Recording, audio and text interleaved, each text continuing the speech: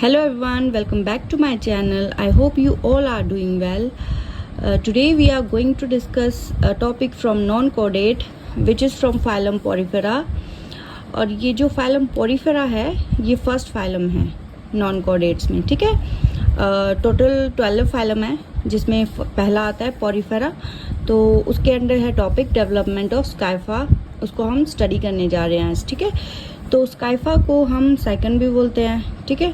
तो इसको हम समझेंगे, ठीक है। तो स्टडी करने से पहले सबसे पहले हम ये देख लेते हैं कि ये जो सबसे पहले हम फॉर्मेशन ऑफ जाइगोट देख रहे हैं वो हो कैसे रही है, जाइगोट की फॉर्मेशन, ठीक है। तो क्या होता है पोरिफेरा में, क्या होता है कि कैनाल सिस्टम एक डेवलप होता है ना इसमें एक, चलो सोचिए एक कैनाल सिस्टम था वो, ठीक है। तो यहाँ पे हमारे थे पिनेकोसाइट्स, है ना। यहाँ पे पिनेकोसाइट्स होते हैं, यहाँ पे श्वानोसाइट्स होते हैं और यहाँ पे हमारे न्यूक्लियस प्रेजेंट होते हैं, ठीक है।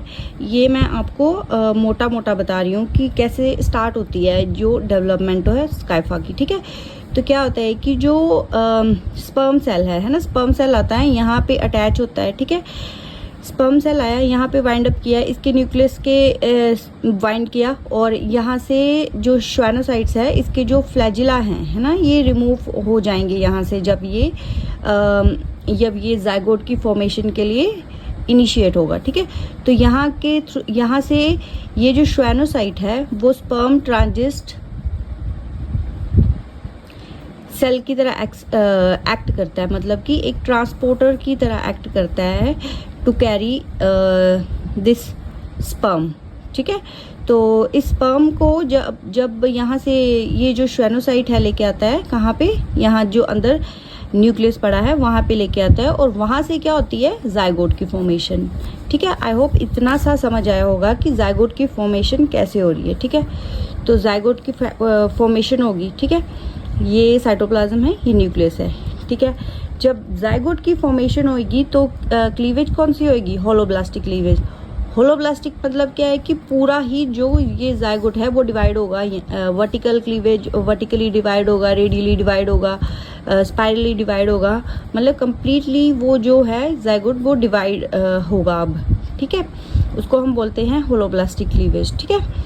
तो क्या होता है कि सबसे पहले आएगी 2 सेल स्टेज, ठीक है, फिर आएगी 4 सेल स्टेज। तो ये जो पहली 2 स्टेजेस हैं ना, ये वर्टिकल डिवीजन परफॉर्म करेंगी। वर्टिकल कैसे, वर्टिकल मतलब सीधी, ठीक है, ऐसे परफॉर्म करेंगी। फिर एक और क्या बोलते हैं डिवीजन होगी, तो यहाँ से फिर 2 सेल और निकल आएंगे, तो फिर वो 4 सेल स्टेज हो जाएगी, ठीक है।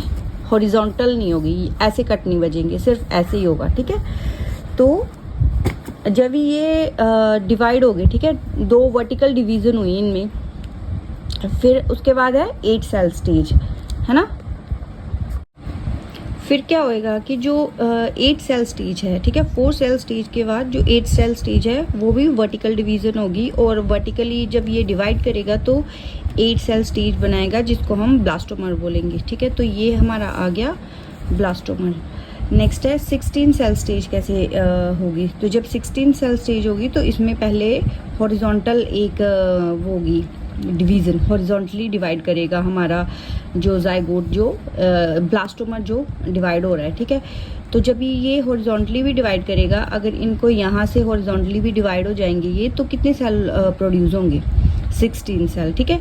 तो 16 सेल जब ये बिल्कुल इसकी डिवीज़न होगी ना, तो ये बिल्कुल यहाँ सेंटर से नहीं होके जाएंगे, ठीक है, सेंटर से डिवीज़न नहीं होगी, ये थोड़ा सा ऊपर की तरफ डिवीज़न होगी, यहाँ पे अपर टायर, इसको हम बोलेंगे अपर टायर, मतलब बिल्कुल सेंटर से होके हॉरिजॉन्टल डिवीज़न नहीं होगी। जब अपर टायर से यहाँ पे डिवाइड हो गया ना, तो जो अपर सेल्स हैं, ठीक है, वो नीचे वाले लोअर सेल से थोड़े से स्मॉल होंगे, तो हम अपर सेल को माइक्रोमर्स कहेंगे और जो लोअर सेल्स हैं उनको मैक्रोमर्स बोलेंगे, ठीक है।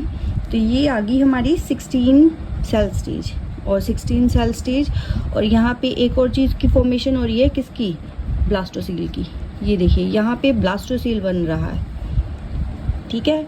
तो ब्लास्टोसील की फॉर्मेशन हुई और 16 सेल स्टेज हमारी बन गई ब्लास्टोमर की, ठीक है।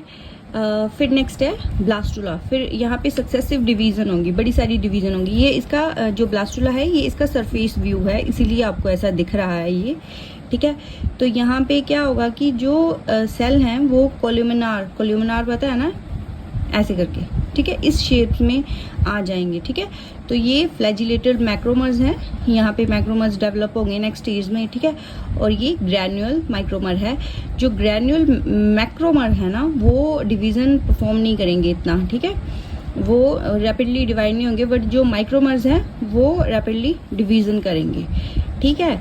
तो यहाँ पे हमारा ये ब्लास्टुला जो है ना इसका सरफेस व्यू है ये, ठीक है। तो नेक्स्ट है जैसे यहाँ पे स्टोमोब्लास्टुला बन रहा है, तो ये हमारा वर्टिकल सेक्शन है, ठीक है। ऐसे करके कट करके इसको देखा हुआ है कि ऐसे ही नहीं है, इतनी सी ही लेयर नहीं है, ये वर्टिकल डिवीज़न है, ठीक है। तो ये फ्लैजिला आ गए इनके, ठीक है। तो क्या होता है कि जो ब्लास्टोसील है ना, यहाँ पे ब्लास्टोसील बना था ना ये, तो इस कैविटी को हम बोलेंगे कि ये ब्लास्टोसील है, और ये फ्लैजिला यहाँ पे डेवलप हो रहे हैं, ठीक है।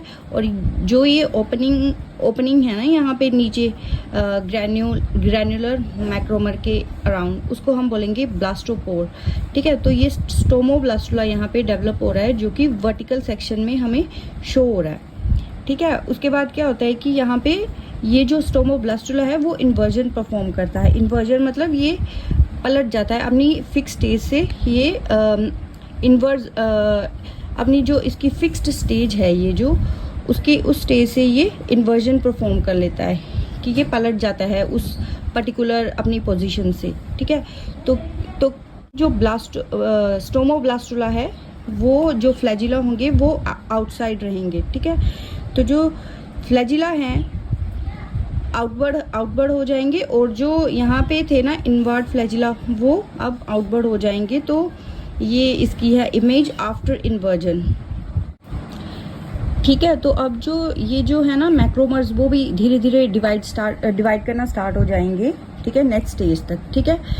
तो यहाँ तक समझ आया कि स्टोमोब्लास्टुला में आफ्टर इन्वर्जन जो फ्लैजिला है वो आउटसाइड मूव करके, पहले जो थे वो इनवर्ड थे, जैसे ही वो ब्लास्टुला की स्टेज से नेक्स्ट प्रोसीड करेंगे तो उनके फ्लैजिला इनसाइड थे, बट आफ्टर इन्वर्जन जो फ्लैजिला थे वो आउटसाइड हो गए। और इस स्टेज के बाद जो है स्टोमोब्लास्टुला के बाद जो स्टेज आएगी उसमें क्या होगा कि जो ग्रैनुलर मैक्रोमर्स हैं वो भी डिवाइड करना स्टार्ट कर लेंगे, ठीक है।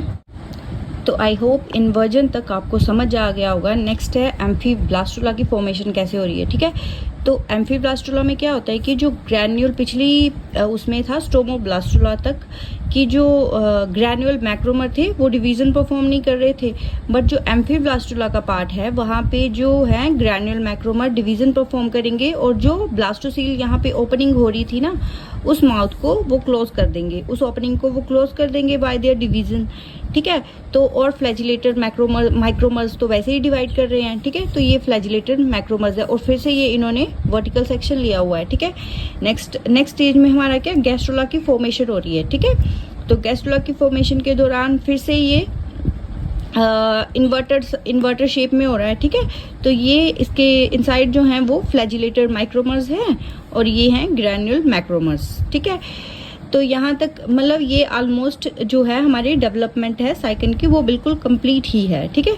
तो उसके बाद यहाँ पे देख लीजिए कि यहाँ पे क्या हो रहा है कि फिक्स गैस्ट्रुला जो है स्टेज है ना, यहाँ पे ये ब्लास्टोसील, यहाँ पे फिर से ब्लास्टोसील की फॉर्मेशन होगी, ये फ्लैजिलेटेड क्या बोलते हैं इसको माइक्रोमर्स हैं, और ये यहाँ पे फ्यूचर स्पोंजोसील यहाँ पे बनेगी, ये है ग्रैन्युल माइक्रोमर्स। तो इस स्टेज पे आके, ठीक है, तो क्या होता है कि जो हमारा साइकन है, ठीक है, वो पूरा मैच्योर हो जाता है कि इंडिपेंडेंटली परफॉर्म करने के लिए। तो क्या होता है कि ये इस स्टेज पे आके क्या होता है कि ये ऑस्क्यूलम के थ्रू है ना जो साइकन है उसके बाहर निकल जाता है, ठीक है।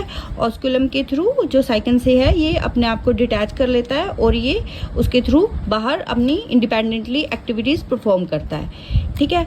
तो ये था हमारा डेवलपमेंट ऑफ साइकन, ठीक है। इसमें सिर्फ हमने डेवलपमेंट ऑफ साइकन कैसे हो रही है, कैसे माइक्रोमर्स बिहेव कर रहे हैं, कैसे मैक्रोमर्स बिहेव कर रहे हैं, वो हमने देखा।